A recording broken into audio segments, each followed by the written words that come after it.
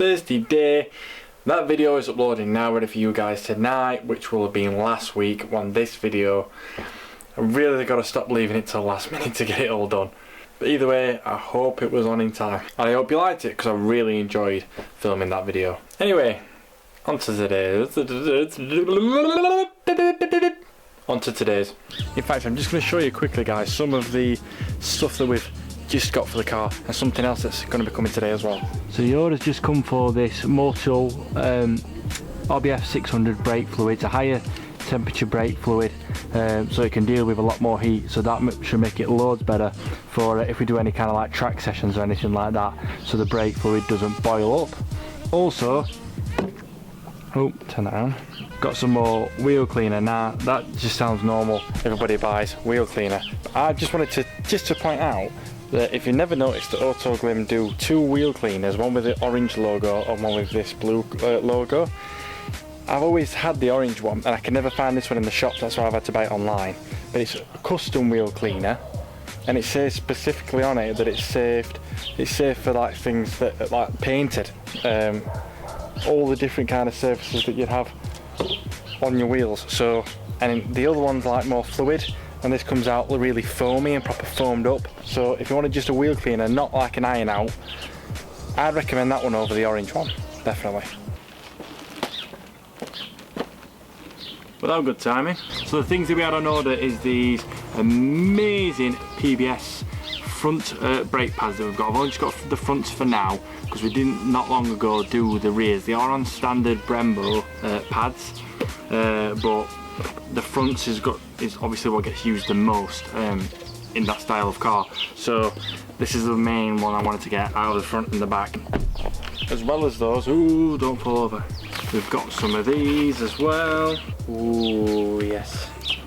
1 minute. Have I got? 1 minute, let me just count these. 5 nuts per wheel, 20 nuts. So 18, 19, 20. Yeah, so not enough nuts comes in a pack. So these are top fit JDM style steel wheel nuts. The wheel nuts that we've got on, they are a lot longer and I do like that style, but these are steel and they're aluminium. Plus they're faded, they are pink. They're past pink, they're salmon. So these are going to be a lot stronger, a lot redder, and you get a nice little key with these ones as well, whereas my other ones are literally you can just get a socket and take them all off. Hopefully this will make the wheels look a little bit crisper again. I got both of these items from MJC Automotive. Stu from them really helped me out with a decent price with both of these products, so I can't recommend that company enough. A lot of my friends have got stuff from there as well, and it's just a really reliable, really good quality company. Oh my god, this car's hot. Who sits like this? Well, me for today. So, moving on to today's video. You might remember way back when I made the 5 things I hate about my Civic Type R video. One of the things, and this isn't only in Type Rs, it's mainly just it's Mark 8s in general. The digital display for the radio always like not so much conks out, but all the letters never fully show up, and it's to do with the soldering behind the display. So what we're going to do today is we're going to take that off, resolder the soldering that's cracked, put it back in, and hopefully I'll be able to read what radio station's on and what time it is and the temperature. So first, let's get it out. Now for stuff like this, I highly recommend using trim removal tools, just because they're plastic and they're not metal that's going to gouge out all of the plastic of your dash. Mine are a little bit wrecked, to be fair, simply because I was using these to get the front bumper off when we were doing the grill. But I've cleaned them up, hopefully it's still going to be okay to use. Right, so apparently you have to take the speedo out first to get to this. That's what I've seen on other videos anyway, so we'll see how that goes. If I observe that actually you didn't need to do that, I will inform you. But off what I've seen, I'm going to try that first. So we're going to start with this very top piece here that comes over the top of the speedo. That'll need to come off first, so we'll remove that now. I think you just pull it up lightly. Oh my god, that's red hot. Oh. Oh my god. I think I'm just going to get some damp cloth and cool this down a bit because it's so hot to touch. It's been out here baking all day. So hopefully this should just cool it down a little bit. Made any better? Kind of. It's bearable. There we go. The last thing I wanted to do was smash the window. Sorry, you're not going to be able to see this. So that's that panel off that comes above the speedo. You've got your 3 clips, 1 at the back, 2 at the front. And they're kind of at an angle anyway, so you can pull it towards you to take it off. So next we're going to take the actual speedo out. I think you just pull this towards you lightly. To one side. Oh my god. I swear I've just burnt myself. Come on. Oh wow. Okay, now so now that is that piece. That's what the back looks like. You've also got a cable that goes into here. You just need to take that clip out so that that can be removed. I found the best way to take it out is pull it up and out a little bit and then stand over the car, look into the windscreen so you can see what you're doing with your hands instead of trying to fit your head in there. So next should be this like base panel here. Let's see if we can lip that up with the kit, with the trim removal kit. You know whatever you do you're going to break something. Right, if you want to know the point to get it, it's there, just in the corner where you took the speedo out. That's where I've lipped it up. Okay, so now that's finally removed. Like I said, that's your corner point that you need to get it up at first. There's all these clips at the bottom, so when you're taking all of these ones off, it's going to be hard to lift it up and get the ones at the back, so you've got to kind of like fit your hands under and push it up from the back end to try and get these back clips out, because they were the buggers, I have to say. So when that's all off, this is what your dash is going to look like. This is where that flat panel is that I've just taken out. There's 2 screws, there you go, now the light's adjusted, there and there, Phillips head screws. They need to come out so that you can take this unit out. The whole top of it is part of the dash, so I don't think that needs removing. So we'll undo that, probably going to be a wire that needs unplugging, and then we can get to the soldering. Oh, I couldn't have picked a worse day, worse time, and a worse angle to have the car. God, I'm dripping wet through. This was an idiot. When you're taking it out, imagine obviously your steering wheel's on this side. This side comes out easy, this side doesn't. I literally thought it was that hard that when I pulled it out that I'd either twisted this or broke it. But it was just this one clip. That's all it was. So yeah, just be mindful you're not breaking it. You just have to put a lot of force in. Hopefully the whole display is not warped now after that. There is the one wire that you will need to disconnect back here, and then I'm going to take all these clips off and we can see the soldering inside.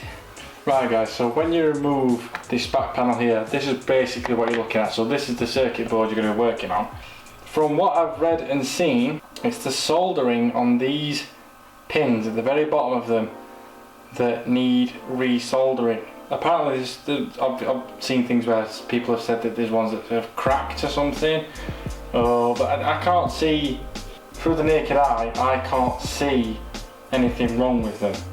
The only thing I can see is that some of these pins, like here, the tips are missing. So unless that's the problem, because all these have tips, look, then I don't know if I can sort that, but I'm going to try and do some resoldering on these and see if it does make a difference. Can't make it any worse really, so. Now I've only really got a really basic soldering iron. It's one that somebody's let me borrow from work because it's a very, very small tipped one. Hopefully it can help us be a bit more precise, and I've just got some basic solder, so I don't know much about it. Last time I soldered was at school, so fingers crossed I'm precise enough. Right, I think we've established I'm not great at soldering. I was looking up on how to do it correctly.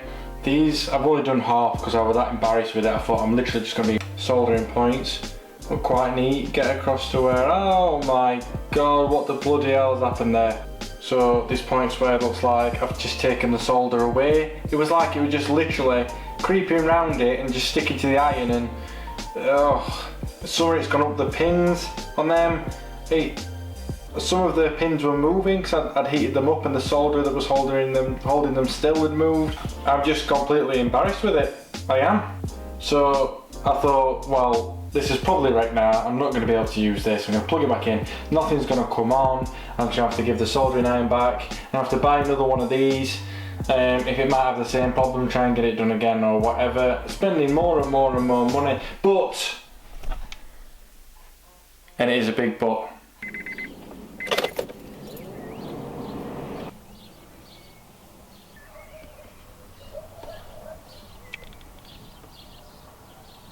it has somehow fixed it. I think this is the first job, guys, where we've done it on our own. I've done it on my own and I had to have help off my dad or anybody, and I don't think I've done a good enough job, but it's actually worked. Usually it's the other way around. I'm gonna play it by ear, keep an eye on it, see if it stays like that. It might have just been because I've taken it out and put it back in and reset it all, but if that's fixed it, that were a complete fluke, I'm not gonna lie, because that soldering is shoddy. Either way, if it does fix it, that shows you just how easy it is. Not to get a brand new unit or go and send it off for somebody else to do. That can do it, that's in. Sorry the aircon's blowing, but I've just got everything on to show you. After the dash has all been put back in, speedo's still working, that's good. Everything's still working. Brilliant. Oh, guys.